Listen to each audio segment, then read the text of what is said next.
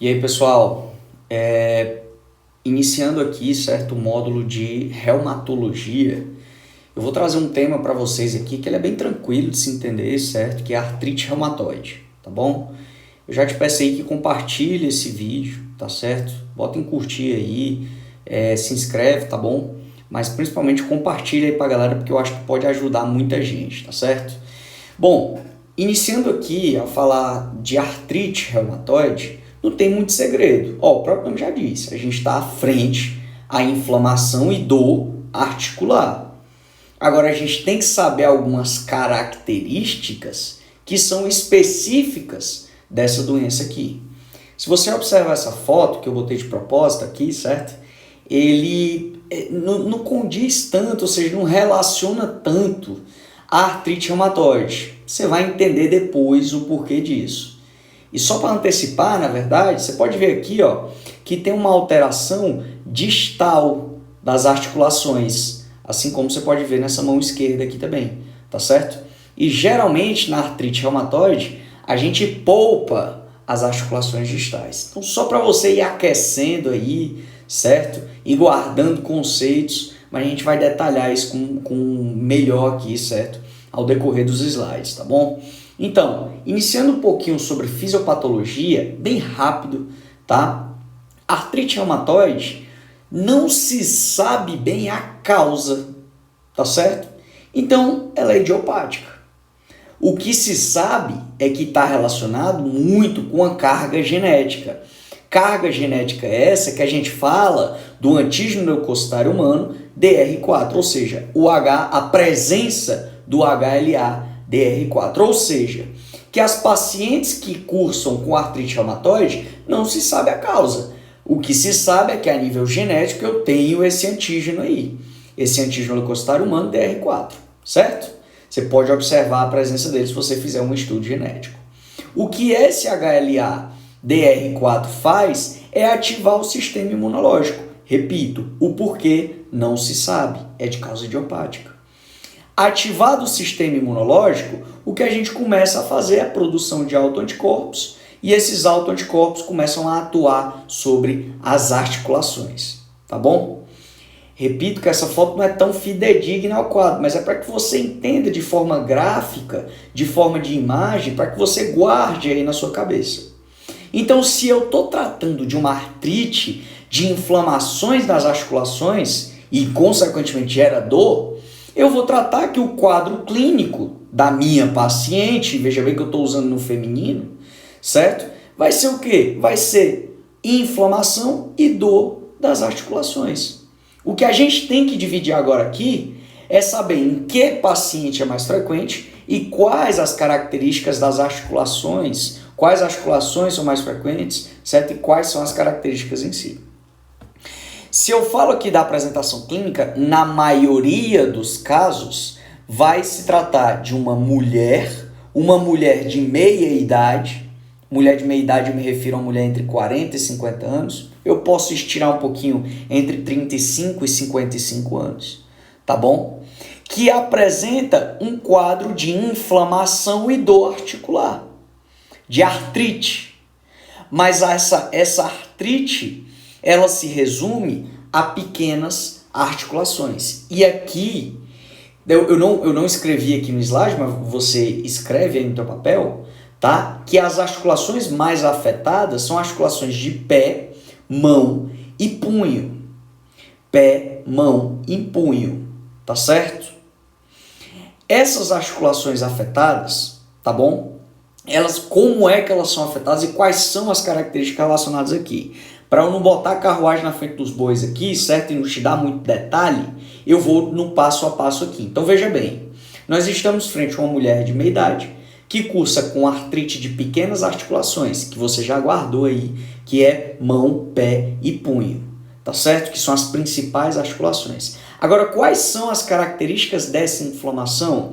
É que, primeira coisa, ela é bilateral e é simétrica, ou seja, afeta aos dois lados. Se afeta a mão direita, afeta a mão esquerda. Isso é bilateral. É simétrica por quê? Porque afeta punho, afeta articulações interfalângicas proximais, veja bem isso que eu estou dizendo, interfalângicas proximais, porque ela respeita as distais, ela não afeta as distais, tá certo? Então, se ela afeta as articulações interfalângicas da mão direita, ela afeta as da mão esquerda também, de forma simétrica. É bilateral, então, e simétrica, tá certo?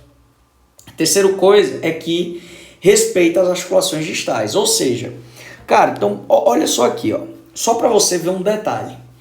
Se você tem um caso clínico que traz afetação de um artrite, uma mulher de meia idade, com inflamação e dor articular, certo? Nas duas mãos, tá certo? Nas duas mãos, que não está afetando a articulação distal, certo? Ou seja, as interfalângicas são pequenas articulações, você pode pensar em artrite reumatoide. Agora, se é um caso clínico de uma mulher de meia idade que está com inflamação das articulações interfalângicas somente de mão direita, tá? E que afeta articulações distais, ou que seja bilateral, mas que afeta articulações distais, você pode excluir aí o diagnóstico de artrite reumatoide, beleza? Você pode deixar ele de lado, tá certo? E o outro detalhe é que gera a rigidez matinal, tá certo? A rigidez matinal ela é caracterizada por aquela mulher que ela vai chegar com aquela inflamação, ela vai dizer, não, todo dia pela manhã eu passo lá 1 hora, mais ou menos, 40 a 60 minutos mexendo os dedos para que melhore essa dor, para que eles vão movimentando e aí eu vou melhorando essa dor, tá certo? Mas ela dá essa rigidez matinal aí, é bem característico da artrite reumatoide. A partir disso, a gente também pode ter a característica de que essa artrite ela gera deformidade com o tempo, certo? Com a avançada da doença, você pode ter alterações na forma das articulações, tá certo? Então, da apresentação clínica, você vê que não é difícil, porque o próprio nome da doença já diz que é artrite, você só tem que guardar quais são essas características para você matar no caso clínico. E eu vou te dar um a mais. Por quê? Porque, tudo bem, eu posso afetar somente as articulações, mas eu posso ter manifestações extra-articulares. Eu posso ter, como eu botei o quadrinho aí para você ver, ó, pericardite, nódulos reumatoides, certo? O Sjögren, que é aquela, fica seco a nível de órbita, certo? De olho, tá bom? Dentre outras características. O derrame pleural, a vasculite, tá certo? Ou seja, que isso não confirma nem descarta. Se a paciente cursar com todo o quadro de artrite reumatoide e apresentar nódulos reumatoides, nódulos superficiais, nódulos em pele, poxa, tu ainda pode estar frente a uma artrite reumatoide, certo? E só um parêntese aqui para você entender que as manifestações extra-articulares, elas estão diretamente relacionadas com o aumento dos níveis de fator reumatoide, ou seja, se eu tenho elevados níveis de fator reumatoide, o que acontece é que eu aumento a probabilidade da paciente apresentar manifestações extra-articulares, tá certo? Não fugindo tanto ou seja, das características das doenças reumatoides, certo? A artrite reumatoide também tem critérios diagnósticos. Eu botei aqui, eu facilitei aqui a tua vida, certo? Quando eu monto técnica aqui, certo? Que é SIDA. Você pode botar dias também, não importa. O negócio é você entender e você guardar. O que significa o SIDA aqui, certo? Ó, veja bem, eu não vou detalhar tanto aqui para você a pontuação dos critérios diagnósticos da artrite reumatoide. Até porque ia ficar muito largo, tá certo? Mas você pode dar uma olhada, você pode botar na internet aí, certo? Se você quiser ir naquele decorebão, certo? De números, tá certo? O que você tem que entender é que na maior somatória de números é maior a probabilidade de que eu confirme o diagnóstico de artrite reumatoide, tá certo? Mas principalmente você tem que saber quais são os critérios diagnósticos da artrite reumatoide aqui, tá certo? Você vai ter o S de sorologia, e aí eu faço um parêntese aqui para ti. Por quê? Porque você vai ter os dois marcadores principais, que são o fator reumatoide e o anti-CCP, que é o antipeptídeo citrulinado cíclico, tá certo? Antipeptídeo citrulinado cíclico. E puxando uma ramificação aqui, se você pensar, eu não botei escrito aqui no slide, mas você pode escrever, que o fator reumatoide, certo? Quanto mais elevado ele seja, quanto maior sejam os níveis de fator reumatoide, maior a probabilidade da paciente cursar com evolução a manifestações extra-articulares, tá certo? O anti-CCP, ele tem uma característica principal, né? Ele guarda isso que eu vou te dizer agora, tá certo? Que se ele estiver presente em uma paciente que eu suspeito que ela tem artrite reumatoide, se for positivo o anti-CCP, você pode até dizer o seguinte, ó, é artrite reumatoide. Te digo por quê. Porque o antipeptídeo citrullinado cíclico, ele tem uma elevada sensibilidade e uma elevada especificidade, tá certo? Então ele melhora quase 100% o teu diagnóstico, tá beleza? Então você solicita os dois aí. O I é de inflamação, mais específico, marcadores inflamatórios, eu vou falar da proteína C reativa, certo? PCR, e o VHS, que é a eritrossedimentação. Se eles estiverem elevados, eu também somo mais pontos para diagnóstico, tá bom? De artrite reumatoide. E o D de duração, ou seja, a paciente que maior ou igual a 6 semanas consecutivas vem cursando com o quadro clínico que eu falei anteriormente. E o A é de articulações. Quanto mais articulações estejam afetadas, certo? Mais pontos eu ganho para somar e dar o diagnóstico de artrite reumatoide, tá certo? Ou seja, geralmente você vai ver lá maior ou igual a 10 articulações, certo? E aí vai somar muito mais pontos, 6, 7 pontos, beleza? Mas, em geral, esses são os critérios diagnósticos e isso você tem que ter na sua cabeça. Pelo menos isso aqui você tem que ter na sua cabeça. Bom, diagnostiquei, agora o negócio é a conduta. Qual vai ser minha conduta frente a essa paciente? E eu já resumo aqui para ti, eu fiz um quadrinho bem fácil de entender, certo? Mas assim, eu já resumo aqui para ti que o que você vai ter que fazer é diminuir aí a probabilidade de evolução da doença. Você tem que melhorar essa evolução da doença. E o clássico, certo? A droga que você vai utilizar é o metotrexato, ou metotrexato, tá certo? Então, botando aqui para você ver, eu vou ter que utilizar drogas que alteram a evolução da doença, tá certo? Que não deixam a doença evoluir tanto. E as drogas são as drogas antirreumáticas modificadoras de doença, que são os DARMIDs convencionais. Dentro deles nós temos a clássica, que é o principal, e eu grifei aí para ti, que é o metotrexato. Ele é a droga de escolha, eu botei até a dose, 7,5 mg por semana. É a droga de escolha, é o pilar do tratamento terapêutico aqui para artrite reumatoide, tá certo? Então se você está frente a um quadro clínico que você suspeita de artrite reumatoide, poxa, se tiver lá nas opções para você tratar, você marca metotrexato, tá bom? A partir disso você tem a hidroxicloroquina, leflunomida, sulfasalazina, como está escrito aí. Nós temos também o que são as drogas antirreumáticas modificadoras de doença biológica, que são os DARMID biológicos aqui, certo? Que você pode ver o inibidor de TNF-alfa, infliximab, etanercept e o adalimumab. E o anti-CD20, o rituximab. Mas eu quero entrar em detalhe aqui contigo, ó. Agora presta atenção, larga tudo aí e só presta atenção. A utilização do metotrexato, sim, ele é a droga de escolha. A questão é, tem 2 pontos principais dele aqui que eu quero citar para ti. A primeira coisa é que se você utilizar o metotrexato de forma crônica, certo? Ele começa a diminuir os níveis de ácido fólico.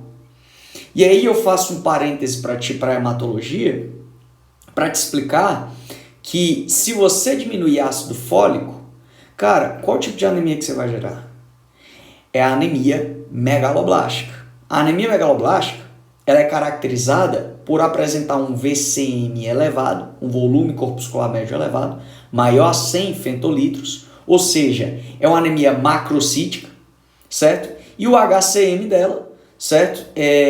Ele pode ser normocrômico, ou seja, é uma anemia macrocítica normocrômica, tá certo? Na sua maioria das vezes. Mas o macrocítica está relacionado com a anemia megaloblástica, tá tá certo? É por diminuição de ácido fólico nesse caso aqui, tá beleza?